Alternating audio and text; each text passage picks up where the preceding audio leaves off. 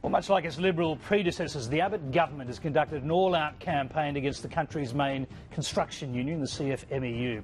Success to date has been limited to the establishment of a royal commission, which did serve to air much of the union's dirty laundry. The commission's interim report found evidence of a pervasive and unhealthy culture at the CFMEU, accusing some officials of lying and saying they conducted their affairs with deliberate disregard for the law. It has recommended criminal charges, but so far none have been laid.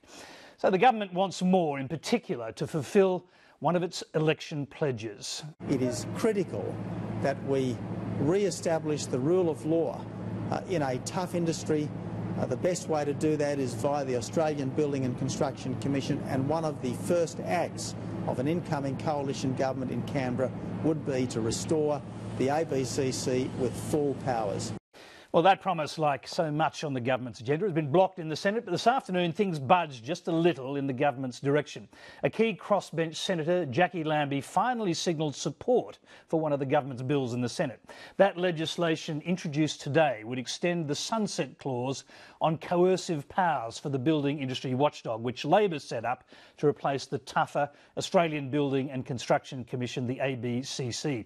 Those powers, which enable testimony about wrongdoing to be compelled from witnesses, were due to expire at the end of May. Well, shortly we'll speak to Boral's Mike Kane. First, here's our political correspondent, Tom Eagleton. It's a small win for the government in the Senate, but a potentially significant one. There's no forward progress on the Employment Minister's campaign to clamp down on illegality in the construction industry union by bringing back the Australian Building and Construction Commission. But under today's deal, the campaign's at least not going backwards, as it had been threatening to do. The current construction industry watchdog, the Fair Work Building Construction Inspectorate, was set to lose its key power, allowing it to force witnesses to illegal activity to give evidence about it. The Minister argues it's been vital in uncovering widespread examples of thuggery in the CFMEU, the main construction union. And there is no doubt that some of the cases would not have been able to be brought to light but for those powers.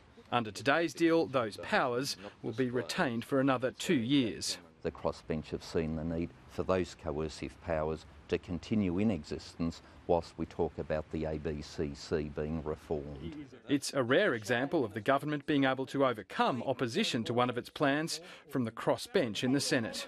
I will be voting for that extension. What changed your mind on that?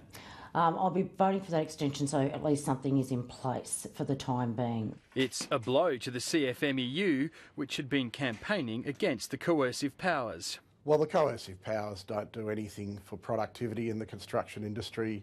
They don't create any jobs, any apprenticeships, and they've got a negative effect on safety. Workers shouldn't be singled out for different laws because they happen to work in the building industry.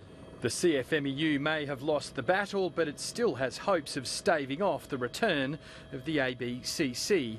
A delegation's been in Canberra this week lobbying the crossbench. Amongst the group, controversial Victorian Secretary John Setka. He was convicted for threatening a manager who was planning to give evidence against him in a tribunal. Now there's a reason to keep the compulsory powers. He demanded a worker be kicked off a work site because he was related to a manager Setka hated, saying, "I'm going to rip his head off and bury it next to Ned Kelly."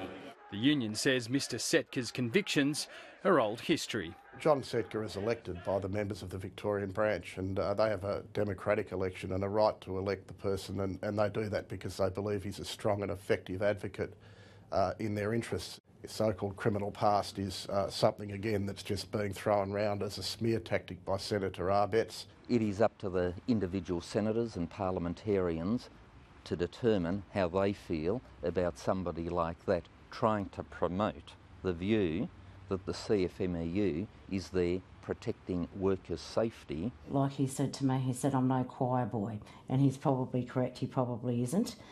He seemed very honest with me with the questions, with the limited time I had with him. The meeting also struck something of a deal. She says the unions agreed to reinstate random drug testing on construction sites after reports of widespread drug abuse. I want drug and alcohol testing back on those construction sites, and I want them started as soon as possible. Put back in place what was already there before Daniel Andrews removed that. Do the smart thing. The senator's sympathetic to union claims it's been singled out. She wants corruption claims dealt with by a new anti-corruption watchdog. They've supported a federal ICAC, and I believe this is a better direction to go. She's not yet ruling out supporting the restoration of the ABCC, but she is making demands of the minister if he wants her vote. I want protection for whistleblowers all across the board, whether that be in defence, whether that be in government. I don't care who they are. If they want to come and put their statements across about corruption, then they're going to need protection, and that's what I want to see. So Erica Betts was going to have to speak to me about that. But the minister says the construction industry is a special case. We have some very, very bad eggs where you've got over 6 dozen officials currently before the courts. There is an endemic epidemic there that needs to be dealt with. Government senators have been going much further than that on the floor of Parliament, leading to testy exchanges late today with the opposition. Recently we've heard of disturbing cases of violence, abuse and intimidation perpetrated by CFMEU officials against female Fair Work Building Commission inspectors, including spitting, threatening phone calls, verbal abuse and, most disturbingly, a threat of gang rape. Labor's daring the government to say that outside the Senate, where parliamentary privilege doesn't apply. It is not proper for the Liberal National Government to use allegations of criminal conduct to pursue a political campaign against its opponents. If there is evidence of crime, it should be immediately reported to the police for investigation.